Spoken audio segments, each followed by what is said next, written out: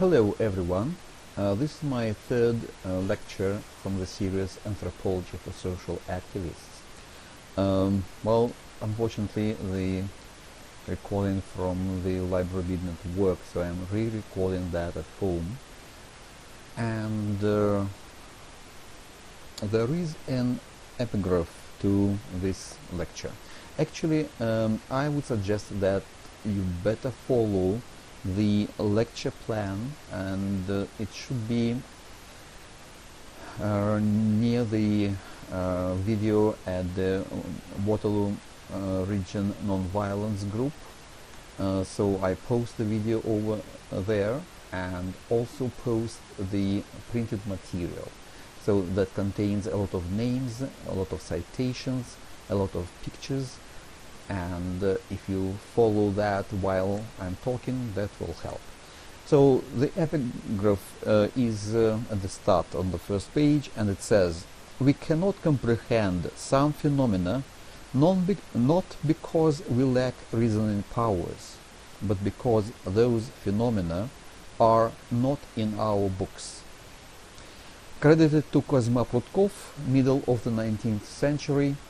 That's a fictional satirical writer back in Russia 200 years ago. Well, just a short review of what we talked about the previous lecture, and it was about the consciousness. And so what I suggest that we have three major components of consciousness, and those are emotions and modality, and these two things emerge with all the animals, and they basically make the first signal system.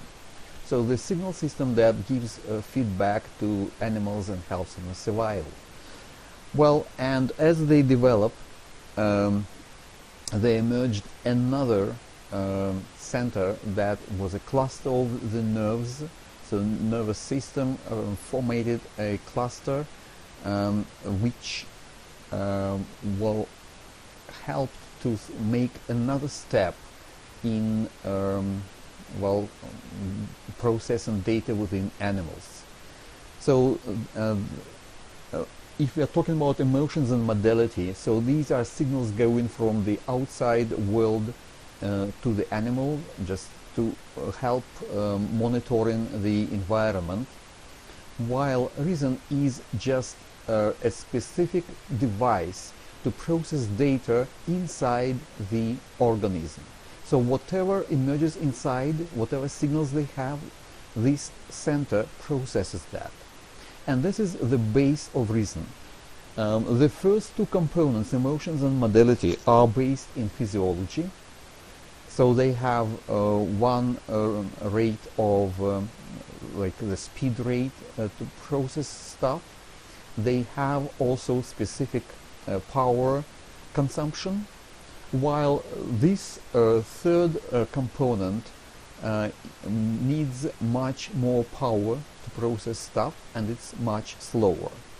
So why alright, so emotions and modality emerged with animals. Then they've got clusters of nerves that formated that made a brain, and within the brain we've got new things. Those are memory, so we can remember, so we can store the data that we get, remember, take it out, and the screen of consciousness. So basically when we take out the data, it goes onto that screen, on the consciousness monitor, where the organism can see and like actually read the data. That means that well, screen is a good thing, and it has drawbacks and advantages. So advantage is that it is a new feature that allows to look into the storage, but it is it cannot see everything at the same time. The screen size is limited. It can be compared to like a flashlight that we take and to go to a dark room and we start searching for something. So we point it this way or that way, we look at this shelf, we take look into other shelf, open the door, look into other, but we cannot see the whole room. The flashlight shows us only glimpses of what there is in the storage. So the same with monitor for consciousness. It's like that flashlight that allows the organism to see what is stored there. And that is good enough and helps a lot, so the organism with the screen of consciousness is much better adapted to environment than the others who don't. And also this memory stuff, the storage helps is a basis to create another thing, which is speech. So we just jump into the speech stuff, and when speech emerges, so it was called the second signal system. Ivan Pavlov got that term. So now we are talking about three major components of a human, so that has emotions, modality, and reason, and speech connected to that. Now let's look at these components a bit closer. So emotions are, well, if you count them, then it might be like less than 100 different emotions in a person. Well, it depends, because some emotions are also created by the humanity through the through the civilization. So as people communicated more and more, there was literature, people start thinking more, discussing stuff, and basically some of the emotions that have been described in literature then came back like as a something that everybody knows, and that is an emotion or the way we see that has never been seen before by other animals. Well, we can be talking about love to other people, love to places, love to stuff like sounds, pictures, anything else. And well, love in human society is something different that did not exist in the animal world. Well, anyway, we are talking about, let's say, 100 different emotions that there are. If you're talking about modality, so that is assessing good or bad, neutral, comfortable, threatening, must, may, can. Well, I can count up to 10 probably different modality regimes. But there probably might be more, but they are limited. Anyway, so let's say 110, but when we start talking about language, like bigger dictionaries contain hundreds of thousands of words. Like if we count all the possible flexes, endings, and combinations of the roots with suffixes, we are talking of a number of up to 2 million words in the English language. So now compare 110 and 2 million. So this database with 2 million is so big, so it needs some assistance to find the words. And the idea is this, that all the three components work together, and emotions and modality serve as markers for a word. So if we want to find a word, we are looking for something like with close in that area of feeling, in that kind of modality, and these markers within their combinations, they classify, they make kind of typology among words and find them faster And that's why we are, well, as I am right now, I am not stopping to find every other word, just sometimes. Anyway, the idea is this. The first signal system serves the second signal system as a barcode, as a set of markers that help to find and produce different words. Now, every word, when once reproduced to a person, then it gets marked and goes into the storage. To get it out, we call for certain rubrics, certain classes, certain places, and that's why we see it back. And that said, it means that emotions and modality have a huge impact on how we choose the words, and the way we choose them actually is a big part of how we think. So that way our thinking is defined by our emotions and modality a lot. Well, there is a couple things to illustrate this idea.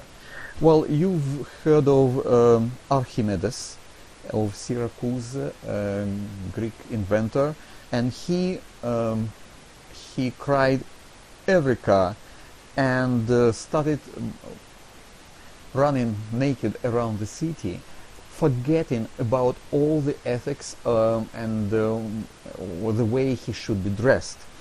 So his emotion while he was doing very hard thinking was so hard that made him actually very emotional to the point that he well behaved in the wrong way. Another thing with ethics, modality and emotions is or can be illustrated by the case of Socrates. So there is a citation describing Socrates. His idea was that there are certain virtues formed a common certain virtues, and these virtues represented the most important qualities for a person to have, foremost of which were the philosophical or intellectual virtues. So Socrates stressed that the unexamined life, unexamined in terms of how it relates to ethics, is not worth living. And ethical virtue is the only thing that matters. And that actually led to a conflict. So Socrates was conflicting with the authorities of Athens, and he was persecuted. And even he had a chance to escape the persecution, he did not, because he thought he had to go through the whole punishment and die, but do not refuse his inclination to virtues, to moral, to ethics that he well, that he was after. Well, another point is so when we are talking about thinking, the question is how we think, and basically one of the answers was suggested by Ogden and Richards in 1923. They wrote a book called The Meaning of Meaning. So please have a look. This picture should be under the video. So basically what it says, there is an object, and so here is the cat is the object. There is a brain that perceives, sees, smells, or touches the cat, and we have a word cat that denotes that. So this triangle shows that the word is a reflection of how well a person perceives an object, and we in our understanding connect the word and the object. And this is like the whole schema of thinking. a pattern of thinking. So thinking happens somewhere there while we relate an object to a word. Well, but the whole one of the ideas in consciousness research was to find the ways to get out of the brain. So if we are talking of this pattern of thinking, that means that all thinking is subjective. It's subject to one's own personal, advantages, disadvantages, virtues, or whatever. So if that person perceives something, then there is one way of perceiving that. If that person thinks that he probably has his or her own unique ways of thinking, the question is, what are there any universal laws of thinking? How can we calculate thinking? So this pattern does not suggest any ways to calculate that.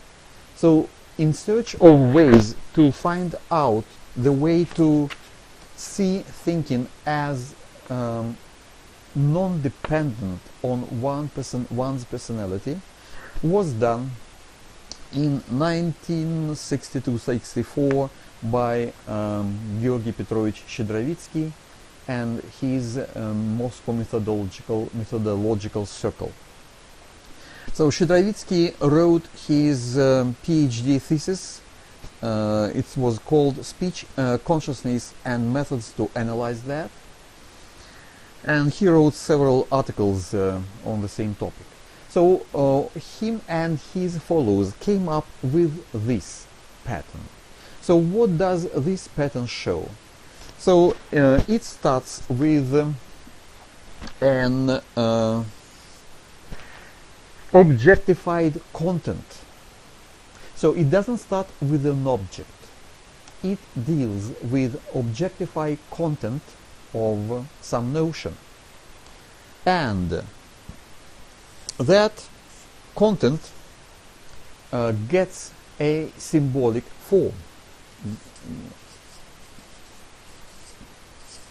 So symbol comes a letter, a word, a sentence, a text, a collection of volumes. But anyway, we are relating an objectified content to that symbol form. Well, all this stuff is reflected by a person. So if we have objectified content, it's reflected in one's brain, and so we have sensual image of that content. Also, the symbol is also reflected by a person, and in our brains we get a sensual image of the symbol.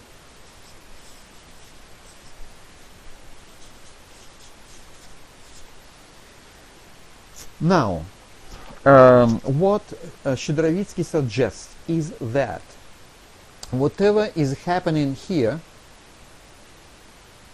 is one's personal mind, and we have no tools to look into that. Even introspection, when somebody thinks inside and tries to analyze what is the flow of consciousness right now, what do I feel, what do I think, what ideas, how my words pop up and everything like that, it's so individual, it's so different, and it's very difficult to be sure, so we can find things, how these thoughts are formed. While this side, which is outside the brain, a relation of content to symbols, is objective. It's not in one's mind, it is outside. So by this pattern, in order to find the objective laws, objective patterns of thinking, Moscow methodological circle decided to do it like that. Now, that needs a little bit of explanation. So, first of all, we have to understand what is that objectified content. And there is a historical anecdote. This is so the anecdote I would love to tell you. It's called "Who is Stalin?" Joseph Vissarionovich Stalin had 3 children, 2 boys and 1 girl. So one boy was quite exemplar guy, and he was so good at everything. Now the other boy was not as good. He was just a regular teenager. He went to a regular Moscow school, and he had some problems. He was not very diligent. And at one point, his teacher wrote a letter to his parent, Joseph Vissarionovich Stalin, saying, "Comrade Stalin, there are problems with your son. Please talk to him, and we expect him to improve his behavior." Well, Stalin read this letter, and he talked to his son. He said, "Vasya, what is going on?" He said, and his son answered, "Well, I am Stalin, so everybody is worshipping Stalin around, and that means I can go away with some stuff that other people cannot. So I should be allowed some things and not punished for doing things because I'm Stalin." So his father said to him, "Vasya, you are not Stalin now." And then he said, "Even I am not Stalin myself." And then he pointed to a portrait of himself on the wall, saying, "This guy is Stalin." So that portrait symbolizes Stalin as the leader of the Soviet Union, as a big politician, and the idea of Stalin being author of the books, a big figure in the politics of the big country, that is the objectified content, while the concrete people having the same name are not. So that is one thing. Another example, that is actually from Shchedrovitsky's thesis. So he says, when a child is around 1.5 years old, that child is able to name some objects, and if the child sees an adult having that object, so the child can ask to have them. Give me this or give me that. But the child understands what he wants, and the child has a very good relation, a link between the image of that object and the word the child is pronouncing. So the symbol and the image have some connection in the child's mind, but the child does not have an idea how this object can be used by other people in their everyday life. He doesn't know the purpose, the function, and the ways to use it. The only way he knows the image and the word. That means the child does not have or does not possess that objectified content of that word, of that image, of that notion. So the child doesn't have a notion, doesn't have the whole concept of the word. The only thing it has, the audible symbol, like a pronounced word, and a essential image in the brain. One more thing. Moscow methodological circle was not the only one that restricted thinking and said. So we've been talking at the previous lecture. I mentioned that that reasoning, well, which happens here, from the content to the symbol, happens very rarely. We have real reasoning only when we solve freshly new problems. And that this concept is behind Plato's understanding. He used to say, people do not think, people remember. So yes, most of the time we just have already made solutions and we use them, and real thinking happens very, very rarely. There are people who will never experience like real reasoning in their life. Another scientist who mentioned that was a Danish linguist, Hans Jørgen Uldal, and he used to say, real reasoning is like dancing horses. It happens as seldom as horses dance, while we do not need reasoning very often in our life. One has to learn reasoning specifically. Even well-trained to reason people can fail reasoning on the next try after having done it once. So it's not easy, it has to be trained specifically, and even training doesn't always help, because with new problems you probably have to find new approaches that you were not trained before. But well, we'll talk about that maybe next time. Another example of reasoning outside our mind, our brain, let's say.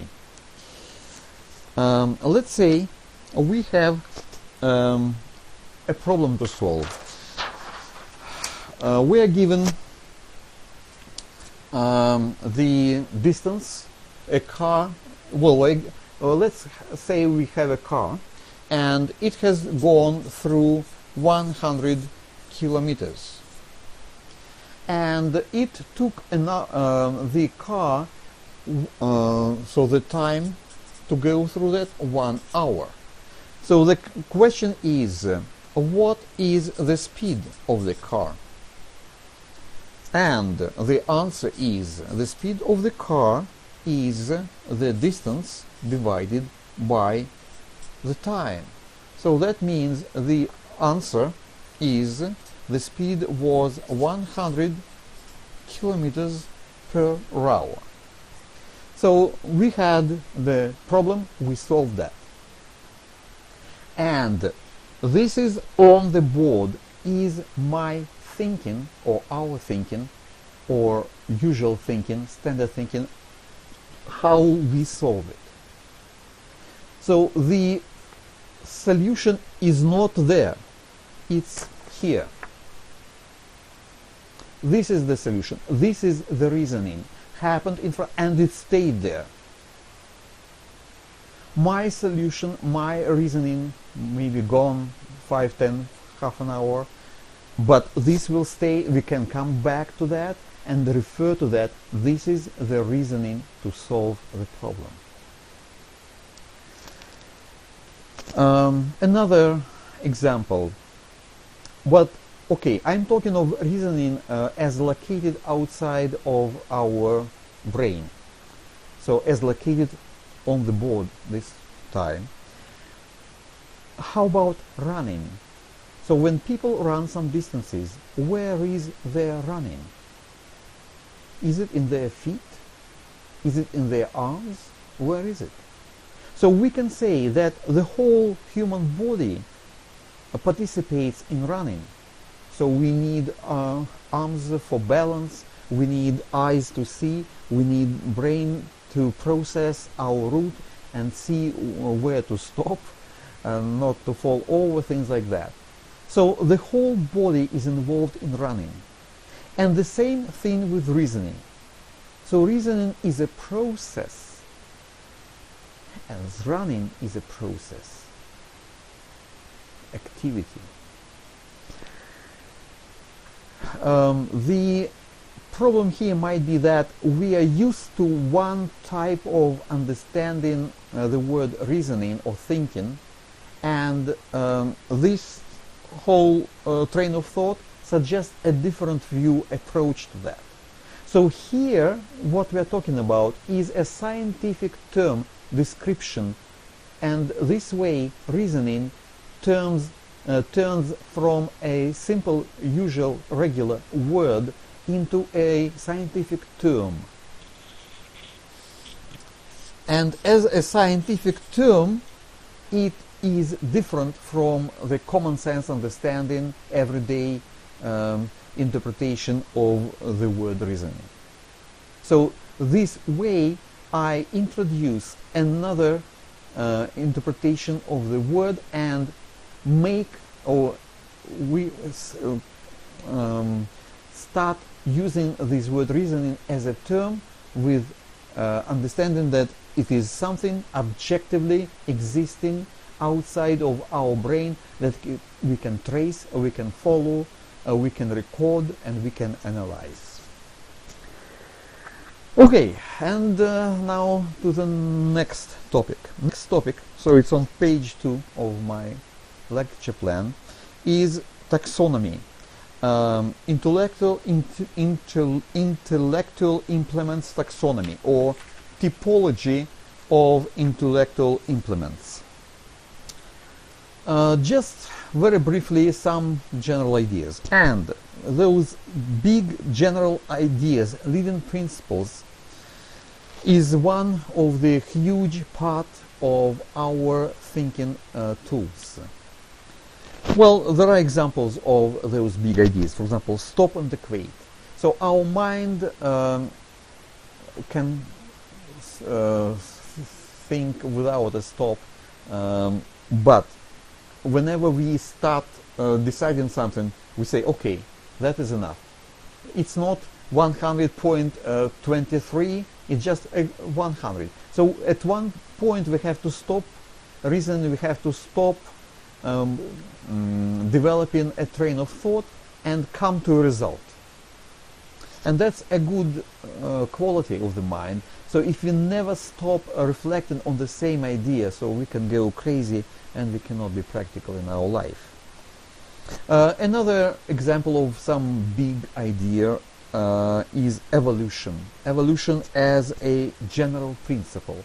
What is interesting is that when I looked through the evolution theory on the internet, I found lots of people who can find that this theory does not work. What do they mean? Well, if you are talking about the evolution of the human body, we do not have a chain of all the changes of the human body from the very low level up to the modern. Let's say the current human body was appeared like something about 20-30,000 years ago. Then there is a huge gap, and then we find something like 500,000 year old that seems to be the predecessor to our current body. But all the intermediate links cannot be found. The same thing happens to many other animals. Like we can find some recent changes in the animals, but if we go back on the previous step, we cannot find it. We can go like 3-4 steps before, we see that, then again no links. So that way we do not have enough evidence with the bones, with any other findings that can demonstrate univocally that yes, this is how this animal or organism has developed from this form to that form, and so we can present every step of that evolution. It does not exist. Anyway, as a general idea, evolution works very well. And now there is a lot of scientific evidence that shows that there were changes of some animal components like eyes or ears or brain, not inside one and the same species, but across the species, in a way that like 1 million years ago there was one type of eyes with most of the animals. 500,000 years ago that has changed in most of them. Then another 500,000 there appeared another type of organism, and then that eye that we saw 500,000 years ago is different. And if we find comparison among species, that way we can find most of the missing links and demonstrate that there took place that certain change across or among species, and that way the evolution worked as a whole idea, as a trend.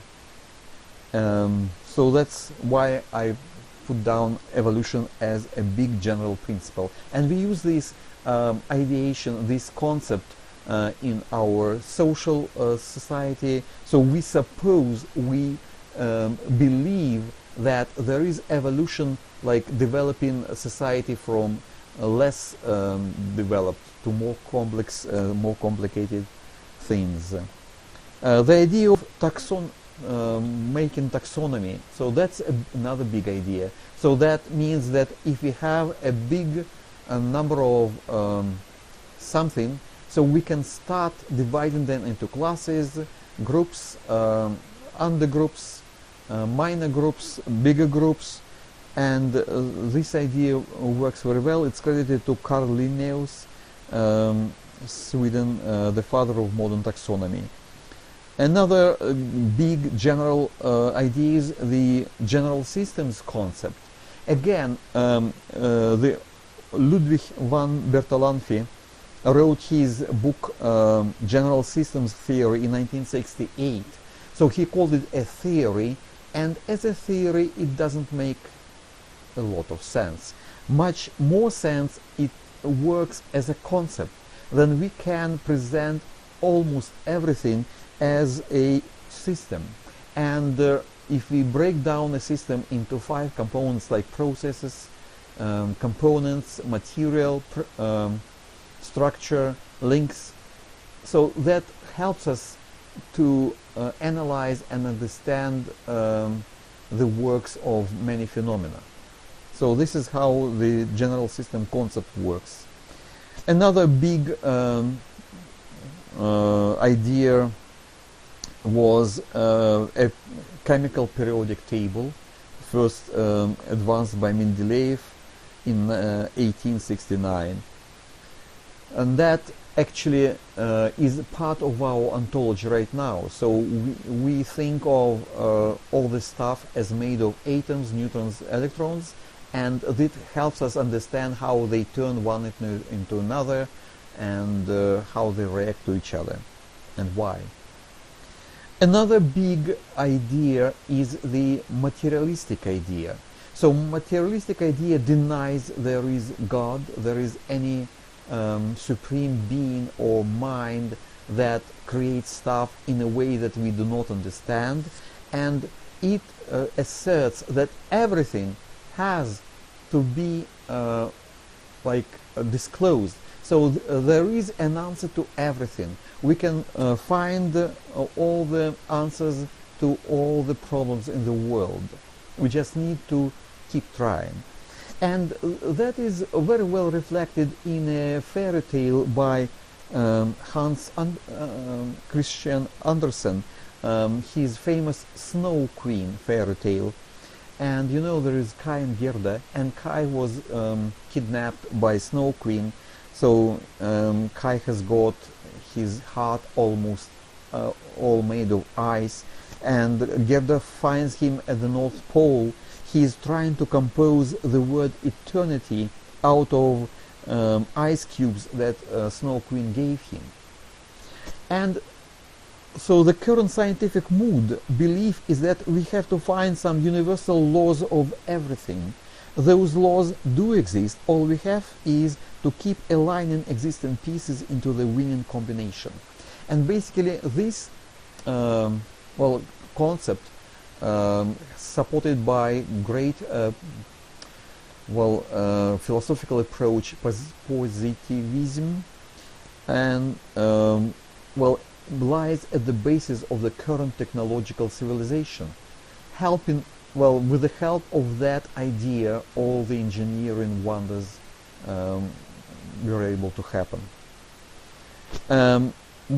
Close to that idea is Kabbalah, the Jewish mysterious teaching that actually is a play with words, letters, and numbers, and again trying to find all the answers to the world by aligning those numbers and letters in the right way. Another example is behaviorism, that we need to focus on what people or animals do rather than trying to get under their skull. Freudism, Sigmund Freud, he advanced the concept that our sexual desires rule our mind. And that is a very big concept that actually for many people serves as answer to when they want to decipher somebody's behavior. Well, I do not like that concept because if we focus on Freudism, on that concept, that means that we prioritize our physiology higher than our mentality. Well, sex is very important, we cannot live without that, but as a matter of putting something at the top of our priority changes the way we approach other stuff.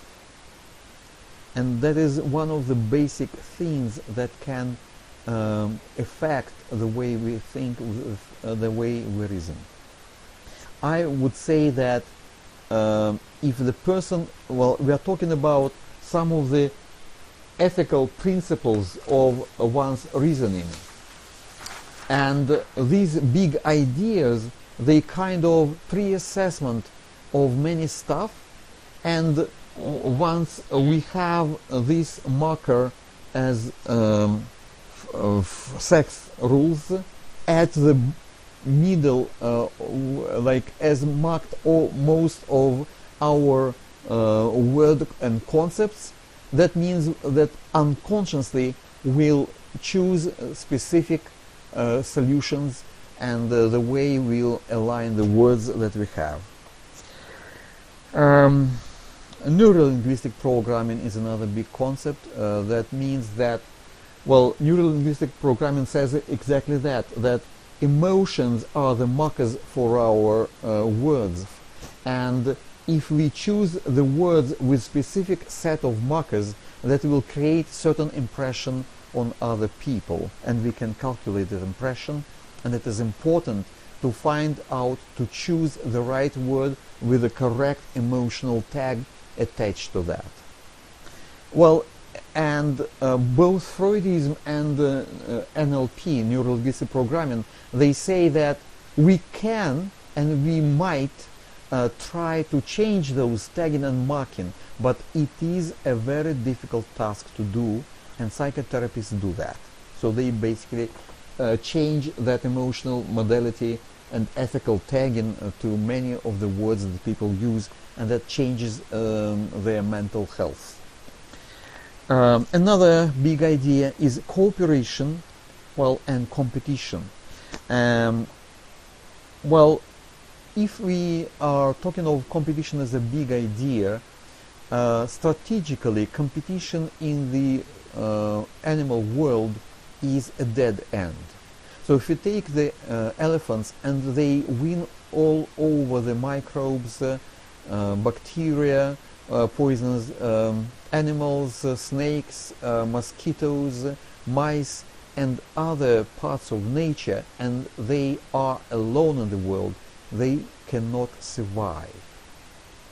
So living organism can survive only when there is a big variety of other organisms living together in cooperation with that organism. So the whole living world can live only in cooperation with each other. Here as an example I bring the name of the book of Prince Peter Kropotkin, and his book called Mutual Aid, A Factor of Evolution. He wrote that book in English in 1902. In 1906 it was translated into Russian.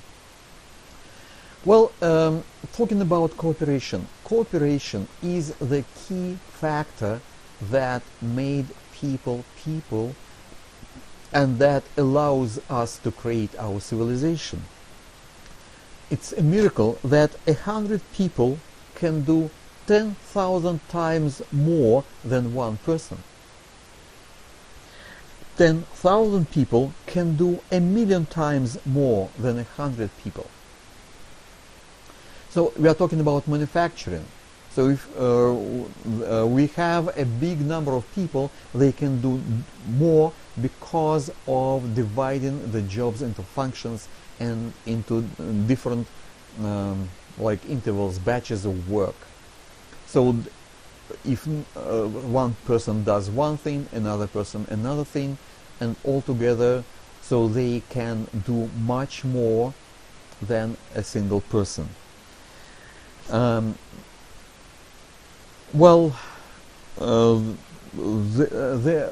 this moment there are certain technological things that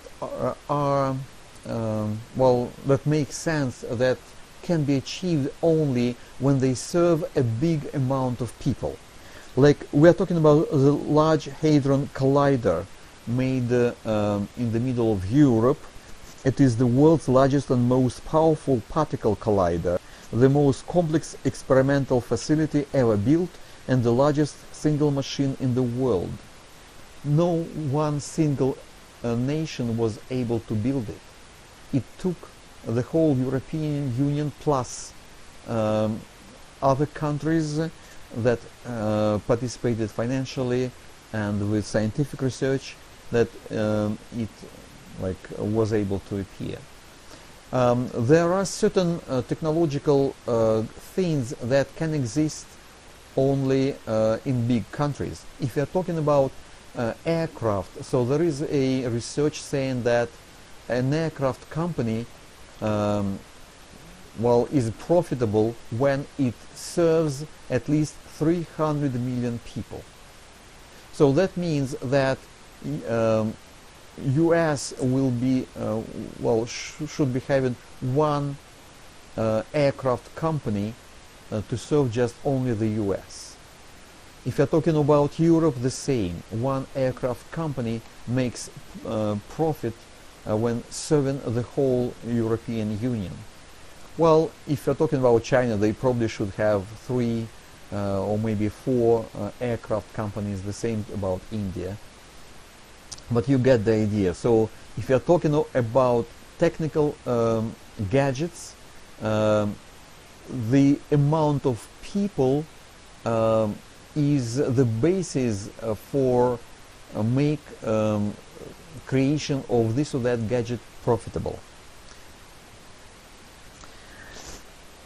And now we are going to another small topic, and that is about 2 modes of reasoning.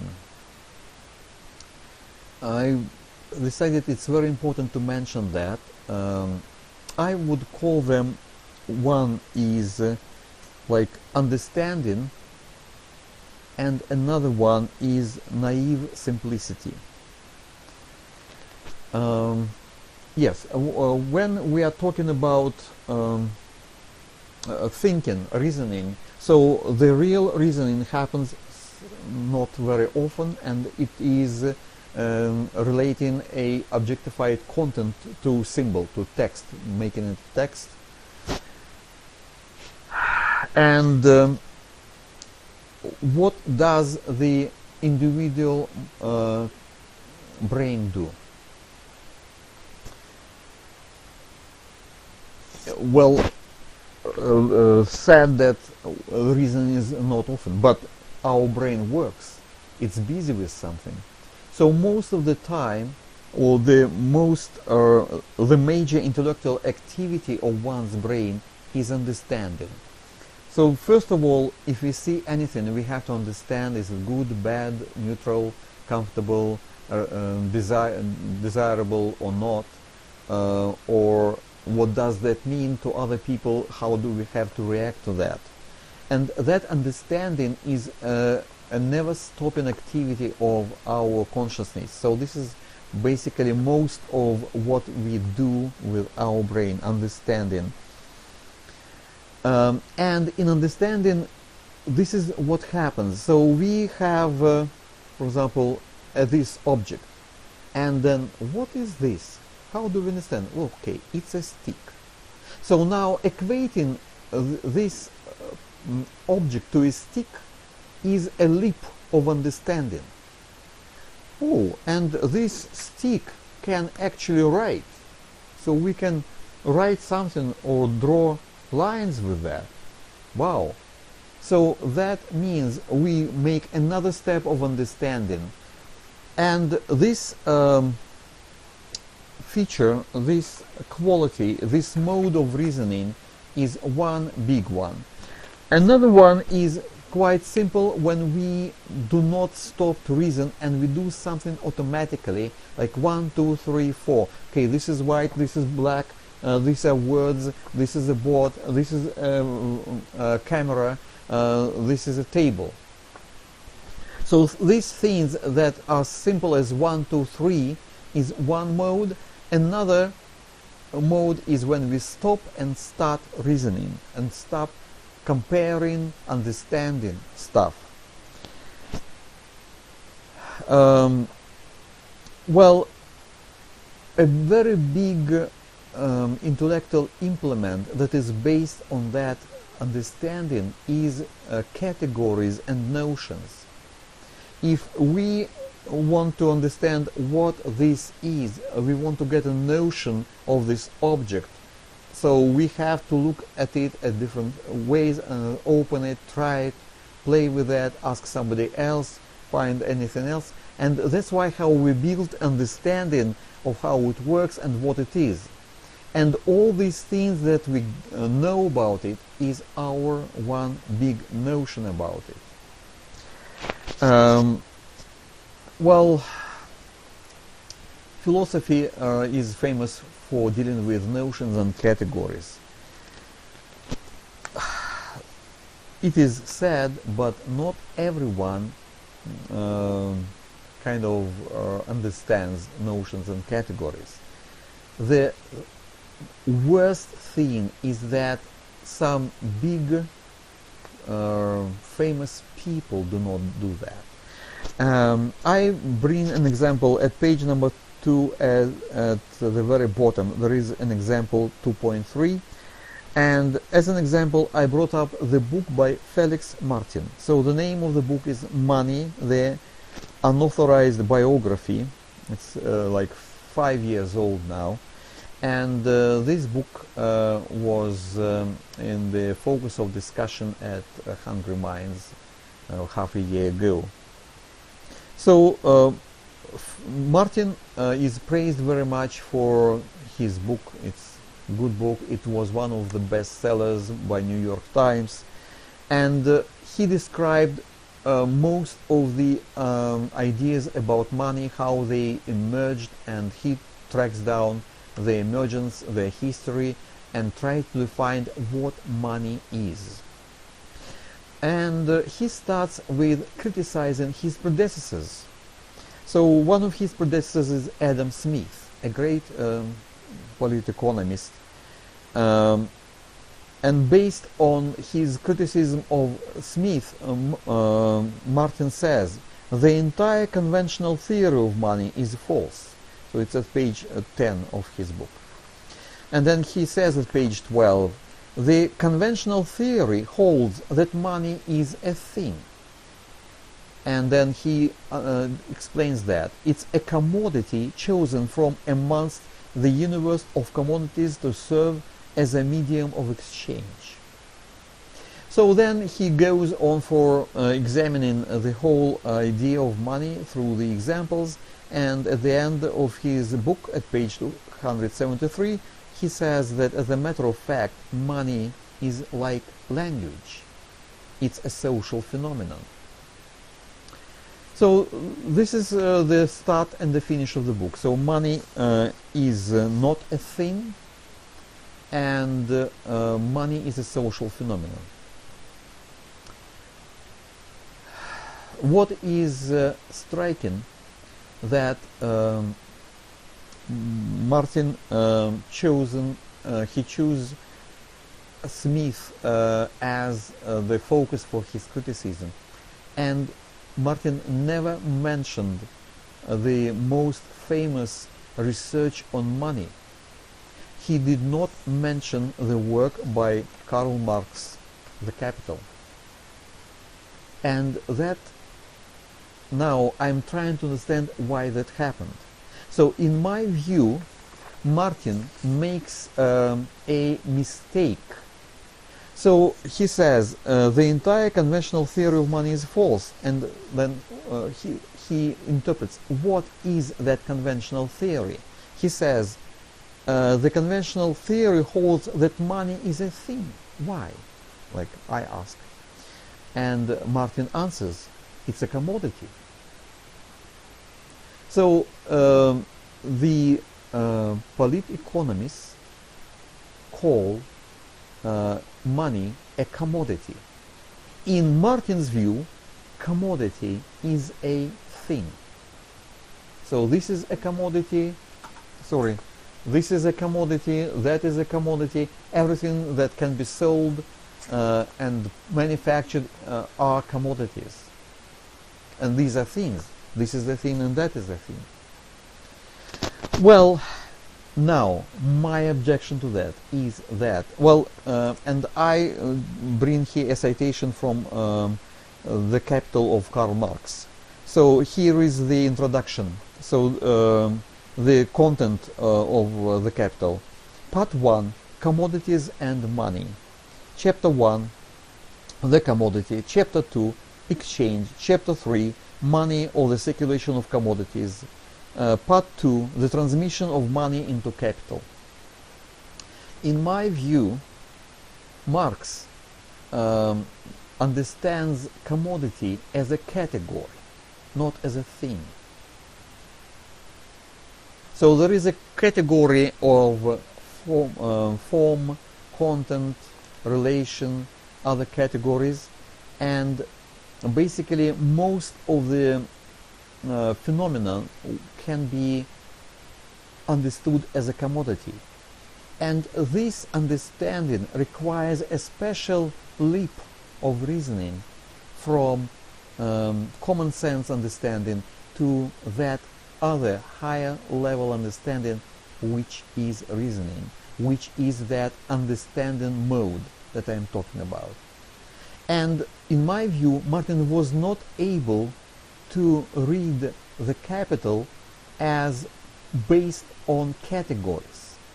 So Marx deals with categories of money, commodity, exchange and values and other things, and Martin was not able. Martin is an honest man, he's a smart guy, so he feels that he cannot grab it, he didn't touch, he didn't explain or touch upon that in his book. He decided to pick on Adam Smith, who was not that much deep into categories. Well, Marx was deep on categories because he was a Hegelian. He was brought up by Hegel's philosophy, and he was one of the biggest followers of Hegel. And that is all based on notions and categories. So Martin, as a big modern author, is not able to grab the understanding of categories, he did not recognize the categories in the capital, in the Marx book, and that's why he was not sure, he didn't speak about that, he didn't mention that book. And in my view, it's a big problem right now. So, and we can start solving this problem by naming the phenomenon that and the problem that we have. So the phenomenon we have is there are at least two major modes of reasoning. One of them is a leap of understanding of saying A is B, and when we present one thing as another thing, so we're jumping from A to B and say this is a pen, so this is what you see is a pen. We leap from the image to a word. This is one leap. Then we can start looking at the pen as a notion, and that's another leap of understanding. And it's far away from the simplicity of saying, okay, it's just a thing. Don't even have a second to process that anymore. Okay, so the problem is named. We'll deal with that later. But as an observation on the problem, I write down this. The current trend in public intellect is this: humans got more intellectual implements as a whole. So our civilization has accumulated a lot of intellectual tools.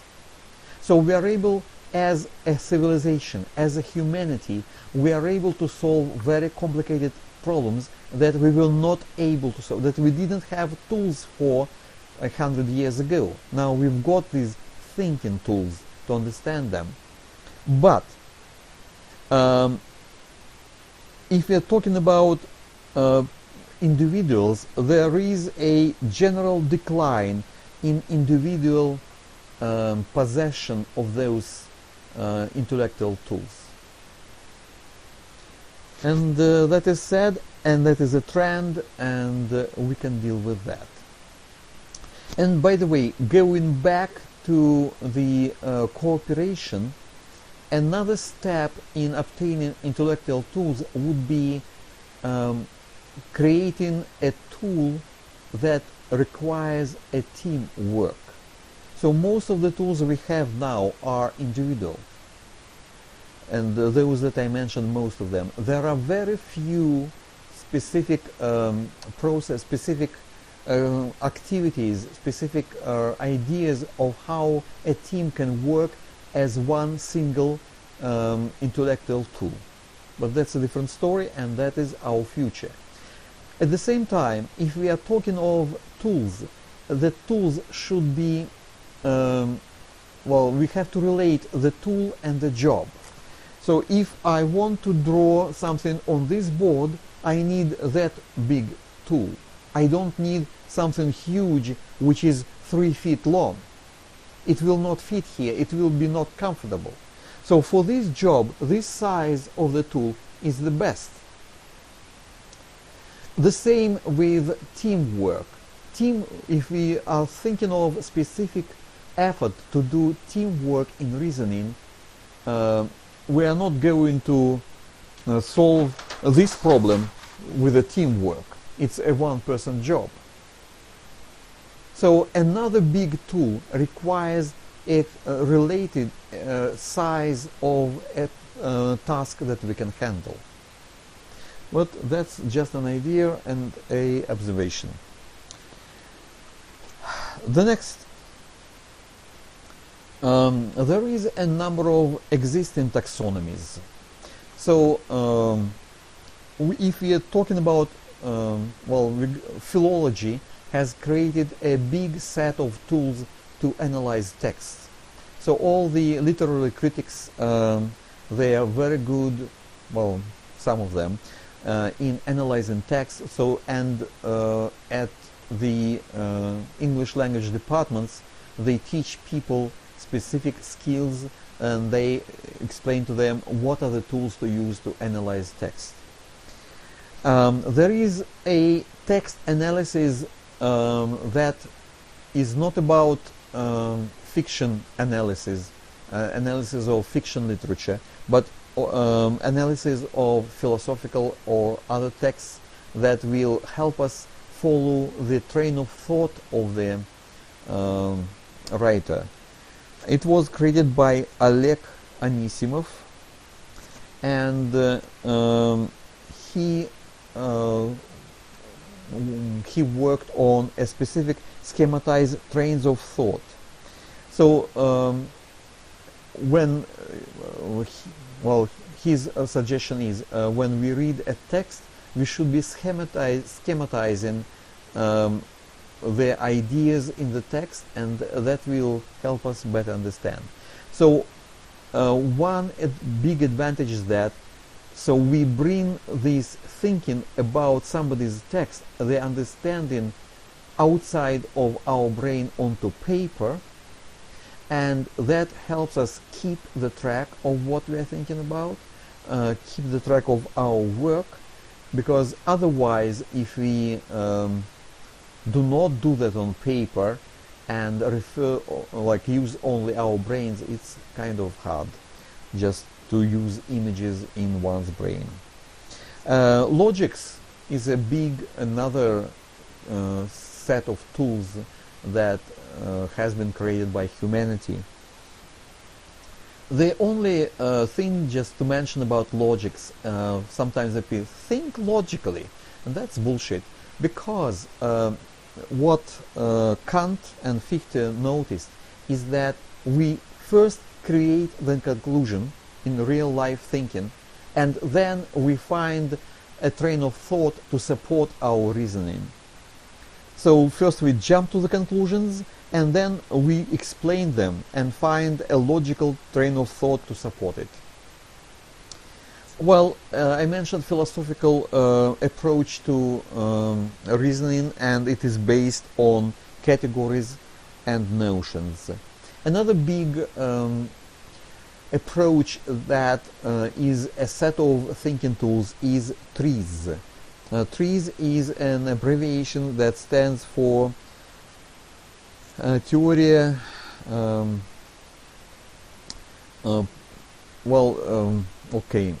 it literally says theory of the resolution of invention related tasks. In English, it's occasionally goes by the English acronym TIPS, that stands for Theory of Inventive Problem Solving. Was created by Heinrich Altschuler and his friends around the middle of the 20th century. Well, Heinrich Altschuler died at the end of the 20th century. Another big set of ideas about how to think about people is spiral dynamics. And I actually have 3 pages of demonstrating what it is. So under the video you should be able to find these pages. The whole idea was first worked on by Dr. Graves,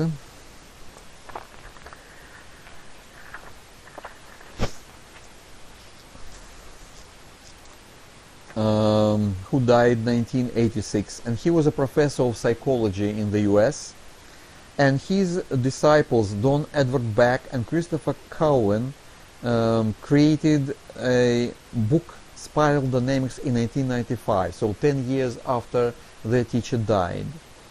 So they actually suggested several layers, several levels of human development, like people and the way of their social development is related to the way they solve problems. Once people are like in the primitive stage, they solve problems based on their basic needs, like eating, housing, finding water, things like that. On another level, they find more supportive tools to do their reasoning, and there are like 3, 6, 9 to 10 different levels of human development that support different types of thinking. Please have a look at those pictures, read about them. It's worth mentioning. It's very interesting, like a big trend in the modern thinking. Another topic of this lecture, I just want to mention that it is complexity. We'll be talking of the mind problem, and it is a complex problem. What are there any examples of complexity? Well, I bring up 4 examples. In construction. So if we're talking about constructing an edifice, there is a design, we do a research, we're thinking about finance, we find workforce, and then we actually do the edifice with the foundation, base under that, and going back up to roof. So there is a lot of different things involved in construction, and altogether they are all different nature. They are social, there are material, there are processing, there are people-based, and that altogether is related to one phenomena. So that makes it so complex. Another example of complexity from philology, a complex sentence. So there are simple and complex sentences. So simple sentence has one predicate, one subject. Complex has a number of them, well, 2 at least. A sample of engineering complexity, let's say a watch or a clock. So it's a unity of a lot of different parts, components. These are not easy to make, and they work together. They are of different nature. There are springs, there are supports, there are bolts, there are screws, there are structures. So that together is a complicated thing to make sure they all work in unison. That's not easy. That's complex. There is the so-called fuzzy problem. Fuzzy problems, a term made up like within the last 20-30 years. These are mostly society-related problems. These are complex problems. I wanted to mention also some moral problems, and the reason we do that is here, as these components, I mentioned emotions and modality, and inside there there is ethics and morality. So it's also there. It's mostly unconscious. It's brought in to us at the very base that rarely gets on our screen of consciousness, and it is at the base of our reasoning that way. That's why I would love to just mention some of the most famous moral values. One of them, page 4 and number 4, moral values. He who does not work, neither shall he eat. So that is a credit to the Bible. Well, also in the Bible we can find the 10 Commandments. So these are 10 rules of behavior. The rules themselves, if you read that to a newbie, it probably will not impress, and there will be a lot of questions. For us, we have an objectified content with these 10 Commandments.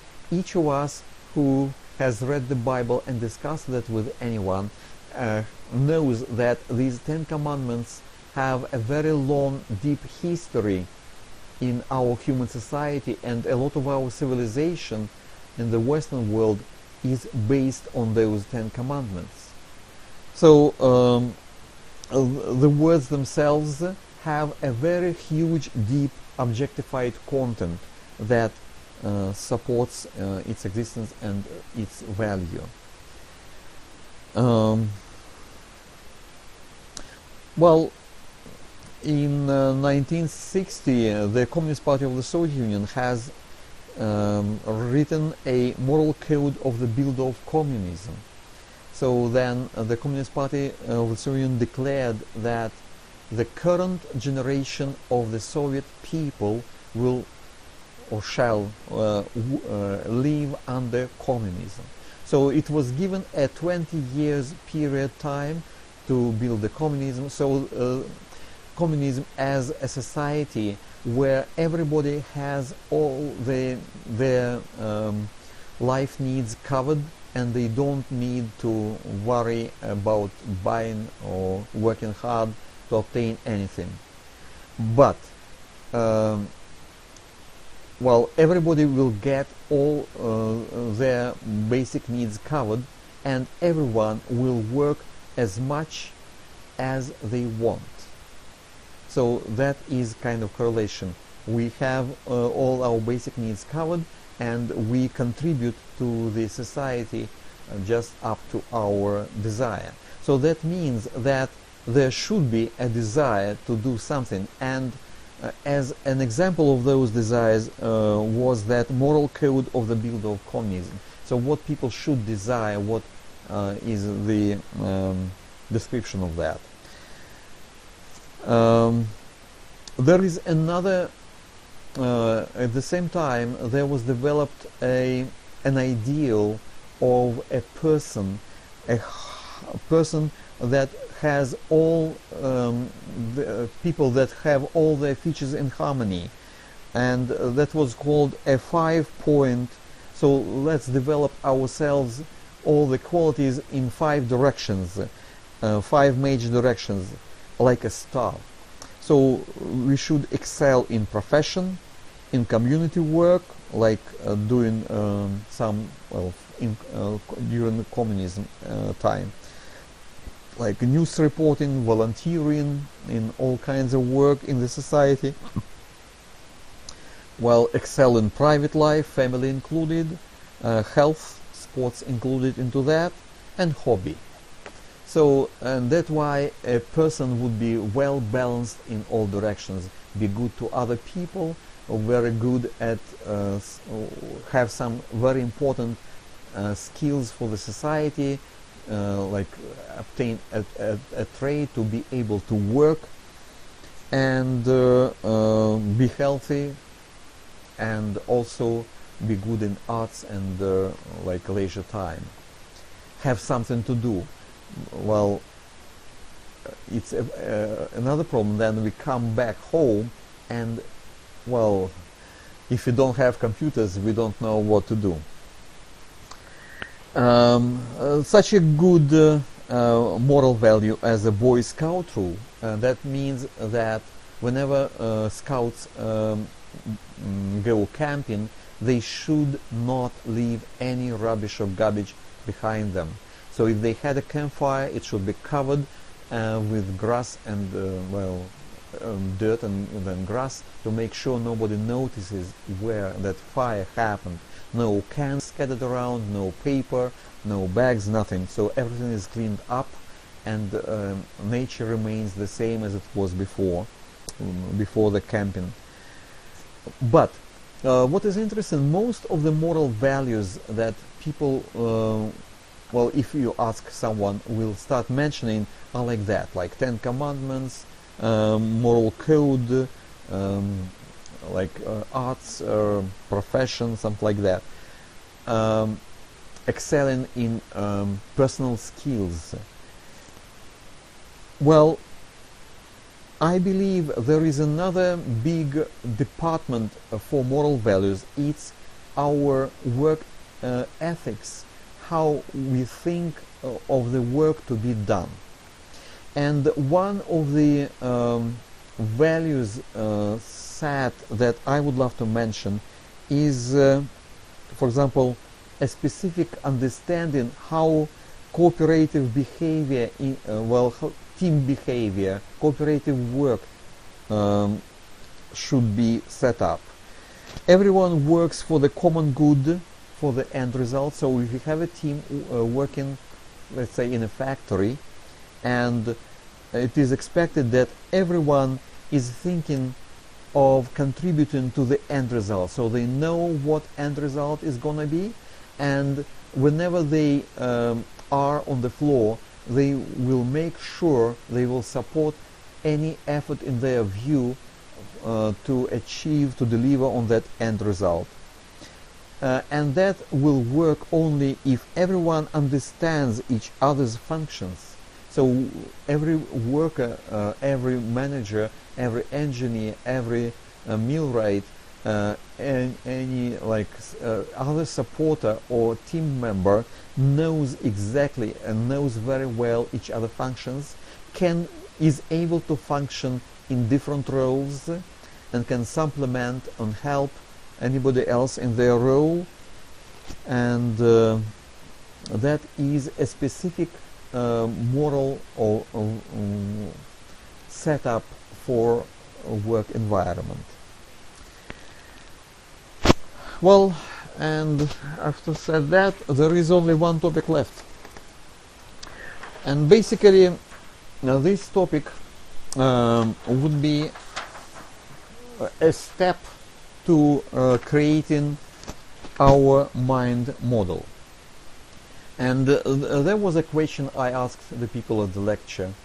Please let us think about how does grammar work. So we know what is grammar, rules of words, making a sentence, what is a sentence, how the words are connected, when the sentence is correct, when it is not correct. The question is, how you know that? Like, what is it? And what I suggest, just try to slowly follow the whole process when we start talking. So we start talking. First of all, there is a person, and that person opens the mouth and start talking. Well, they're not talking to the trees, they're talking to other people.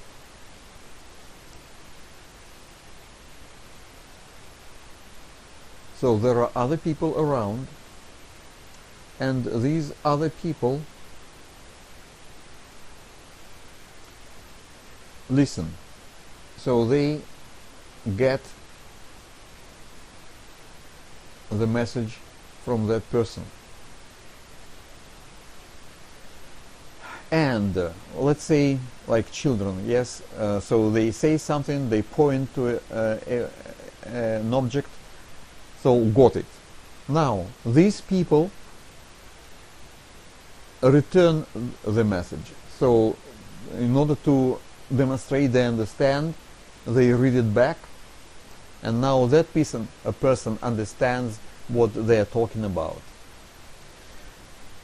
So some conversation happens, and within a number of interactions, a number of cycles of talking up and down,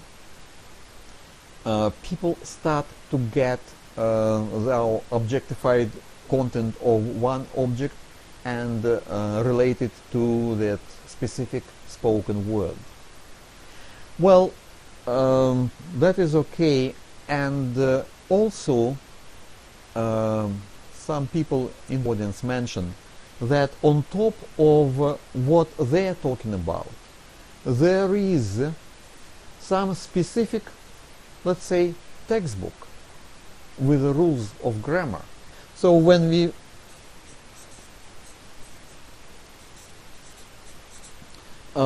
start learning language, at one point we get to a outside text that contains the words written about grammar. What was also mentioned is that okay, we are talking about language, but so that words, but before these people started talking, there were other people, and these people know them, so they're their ancestors, and these people talked the same words a bit differently. There is an idea of old language, how these words were spoken long, long ago, through the text, through word, mouth to mouth, face to face. We can get an idea what was this language long ago. Well, there is other things. So we can be talking about there are other languages.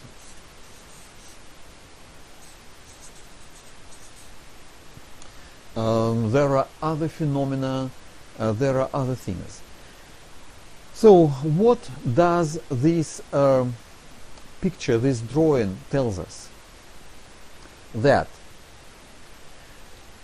while people communicate, the most important thing with their communication is the information flow.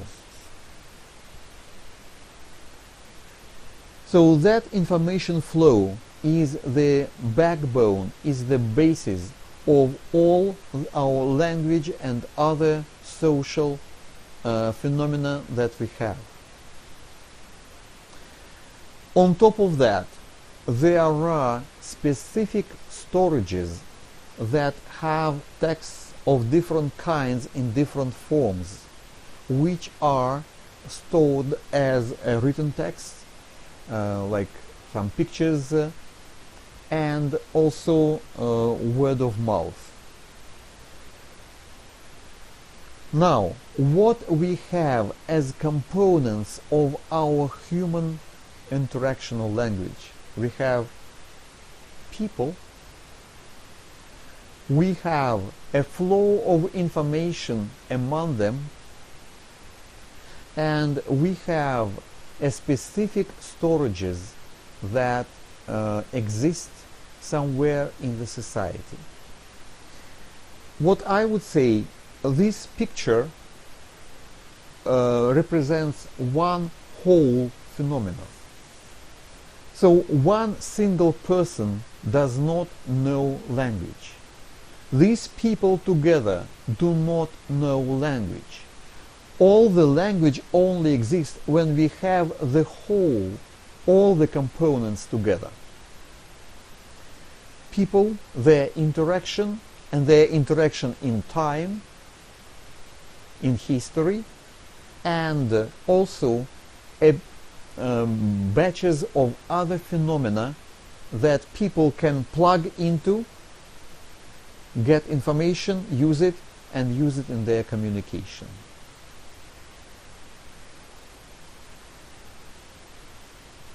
A single person as an interacting, communicating person cannot exist if never was connected to the text, has never talked to other people in this or that way. And that is a very complex, super complex system that needs a specific view and this very specific approach that we did not have while talking about material things, objects of like material life. So we started with a scientific approach to dead matter.